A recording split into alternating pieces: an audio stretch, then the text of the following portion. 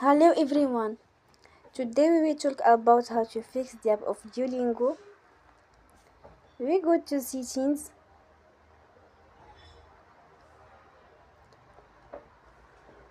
Then we click on apps. After that you will search the app Duolingo and you will click. Then you will unforce stop.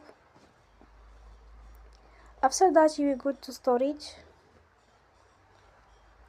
Then we click on clear cache. In the end, turn off your phone and you will recharge your phone again. Don't forget to support us by like and subscribe. See you next time and thank you for watching.